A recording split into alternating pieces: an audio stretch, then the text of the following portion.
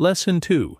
Give honest and sincere appreciation from How to Win Friends and Influence People by Dale Carnegie. Lesson 1 was about what not to do, don't criticize. Lesson 2 is about what you should do. Give honest and sincere appreciation. Dale Carnegie says the deepest principle in human nature is the craving to be appreciated. Think about that word, craving. It's not just a want, it's a need. Appreciation isn't a bonus, it's fuel for the soul. When someone feels truly appreciated, they light up. They become more open, cooperative, confident, and committed.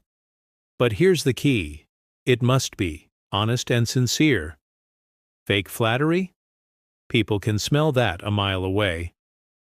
It comes across as manipulation, and it actually erodes trust. Real appreciation is about noticing the good in others and telling them. It doesn't have to be a grand gesture. It can be a simple sentence that says, "I see you, I value you." This principle is powerful in every area of life. In business, it boosts morale and performance. In relationships, it strengthens emotional bonds. In leadership, it inspires loyalty and motivation. So many people go through their lives feeling invisible. If you want to influence someone, make them feel seen. That starts with appreciation. Most people spend their lives wondering if anyone notices them. By offering sincere appreciation, you're doing something rare and valuable. You're feeding the human soul. You're not just being kind, you're being influential. So here's your challenge for today. Pick one person. A colleague, a friend, a family member. Tell them something specific you appreciate about them. Not flattery, just honest, heartfelt words. And if you make this a habit, you'll start to see the magic in your relationships. People will open up, they'll trust you, they'll want to work with you, follow you, be around you because you made them feel appreciated. Remember, criticism pushes people away. Appreciation pulls them in. Start appreciating sincerely, and you'll start influencing naturally. One of the standout examples that Carnegie gives is about Charles M. Schwab, president of Bethlehem Steel. One of the first executives in history to earn $1 million salary, not because of technical skill, but because of his ability to lead people through appreciation. Carnegie shares how Schwab had a very intentional philosophy.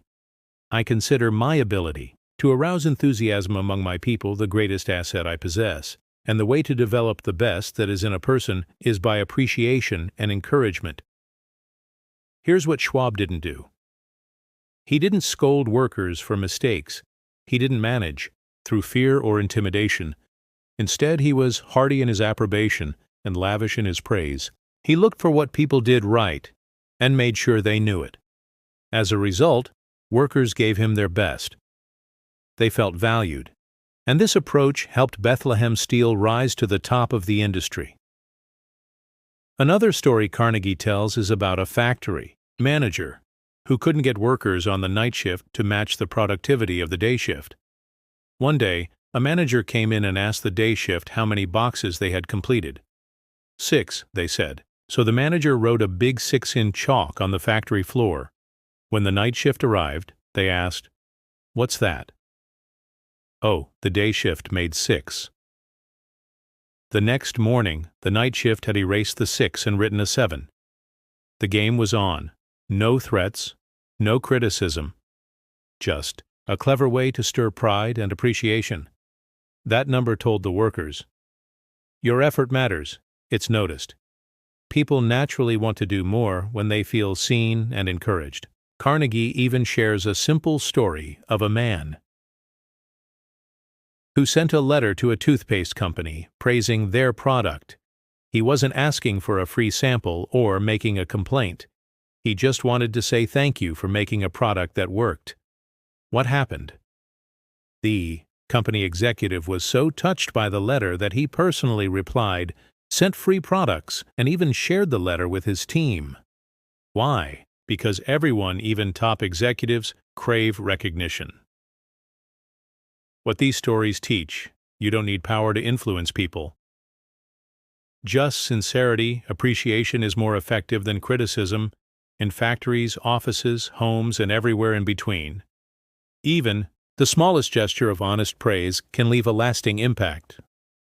Let's bring this into today's world. Imagine a manager walking into the office. One employee consistently meets deadlines, helps others, and stays late. But the manager never says a word, just assumes, well, that's their job. Now imagine, the same manager walks over and says, "Hey, I noticed you stayed late last week to help finish that presentation. You didn't have to, but you did. That kind of dedication doesn't go unnoticed. I really appreciate it." That one moment could make that employee's entire week. It boosts morale, builds trust, and increases productivity. All because of sincere appreciation. Another example, if your friend or your partner does something thoughtful, you could ignore it. Or you could say, "I love how you remembered that small detail. It made me feel really cared for. Thank you." It's simple, but powerful. People are starving for appreciation. Be the one who gives it. Let's imagine this workplace situation. You're working at a marketing agency, and your team has just finished preparing a huge pitch for a new client. You've been working late nights, handling pressure, and the team's graphic designer. Let's call her Anna went above and beyond to redesign the entire deck at the last minute because of new client feedback. Now, here's how two different bosses might respond. Boss A, the silent type. The meeting ends. The presentation goes well. Everyone heads back to work. Anna doesn't hear anything from her boss. No, thank you. No, great job. Nothing. She might feel invisible, unappreciated, like her extra effort wasn't even noticed. Eventually, she'll start thinking, why bother? No one cares. And next time, maybe she won't go that extra mile. Boss B, the Carnegie-inspired leader, after the presentation, this boss calls Anna into their office. They say, "Anna, I just want to thank you for your incredible work on that deck. I know you had to redo it late into the night, and the final version looked amazing. You have such an eye for detail, and I noticed how you made sure every slide reflected the client's new direction. It made a huge difference. That kind of commitment means a lot." Anna leaves that room feeling valued, motivated, seen. And guess what? She'll probably give even more next time. Not because she's afraid of punishment, but because she feels appreciated. What we learn, it's not about bonuses or big rewards. It's about recognizing effort and expressing it sincerely and specifically. When appreciation is present, people become more engaged, creative, and loyal. It builds a culture where people want to give their best, not because they're forced to, but because they want to. A powerful, relatable example to illustrate honest and sincere appreciation between a parent and child. Think about this. A 10-year-old boy named Ben comes home from school. He's not the top student in the class, but today he worked really hard on a science project. He stayed up late last night building a model volcano out of paper mache, glued the parts himself, and even rehearsed his short presentation. He comes home with a proud look, holding the project, and a B+ grade. Now the parent has a choice. First parent, the critical parent. The parent glances at the grade and says, "B+? Why not an A? You should have practiced more. Did you forget to clean up your mess last night? And don't leave that volcano on the table." Ben's excitement fades instantly. He worked hard, and all he hears is what's missing. He feels disappointed, unseen. Like his effort didn't matter. Over time, he might stop trying as hard because, what's the point if nothing's ever good enough? Second parent, the Carnegie-inspired parent. The same situation? But this time, the parent smiles and says, "Wow, look at this volcano. Ben, I can tell you really put a lot of work into this. I love how you added those lava details, so creative. And a B+? Oh, that's awesome. I'm proud of how much effort you gave this. I know it took time, and it shows. Great job." Now, how does Ben feel? Encouraged, motivated. seen and valued. What's the likely outcome? Next time, he might go even further. Not because he was told to, but because he wants to. He feels appreciated for his effort, not just his result. A kid and her friends. Example. Let's imagine this scene: a 9-year-old girl named Mia is at school with her two best friends, Lily and Zoe. They've been working together on a group art project for class, designing a poster about protecting the environment. Each girl had a role. Lily did the drawings, Zoe wrote the facts, and Mia helped organize and color the layout. On the day of the presentation, the class claps and the teacher says, "Nice job, girls." Afterward, they sit together during lunch, chatting excitedly about the project. Now most kids would just move on to their snacks or start talking about the next fun thing. But here's where Mia does something different, something powerful. She turns to Lily and says, "Lily, your drawings were so cool. The turtles in the trees looked like they came from a real storybook. You made our poster look amazing." Then she turns to Zoe and says, "And Zoe, you wrote those facts so clearly. Like, even a first grader could understand it. You're really good with words." The girls light up. They smile, surprised, happy, maybe even a little shy. And for the rest of the day, their friendship feels even stronger. What just happened? Mia gave sincere appreciation. Not just a good job, but specific, thoughtful words. She wasn't trying to get anything. She just noticed and said something kind. She made her friends feel seen, respected, and important. And that builds loyalty, trust, and deeper connection, even among kids. What this teaches us, kids can apply Carnegie's principles too, not just adults. Appreciation isn't about age, it's about being aware of the good in others. Friendships thrive when we learn to notice and say out loud the things we appreciate.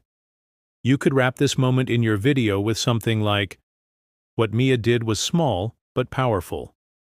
She didn't wait for the teacher to give all the praise. She gave it herself and made her friends feel proud." That's how leaders are born, even on the playground. In conclusion, most people spend their lives wondering if they matter. If anyone notices them, by offering sincere appreciation, you're doing something rare and valuable. You're feeding the human soul. You're not just being kind, you're being influential. So let's come back to the big idea. Everyone you meet, whether it's your coworker, your spouse, your child, your barista, or your friend, is carrying a silent need to feel appreciated. We live in a world where criticism is loud. Complaints are common, and praise is rare. But you can be different. You can be the one who notices effort, the one who sees the small things others miss, the one who speaks appreciation, not just thinks it. Because here's the truth. Unspoken appreciation doesn't help anyone. What you keep to yourself dies in your heart. But what you express with sincerity lives in the heart of others. Sometimes, for years. Think about the last time someone gave you sincere appreciation.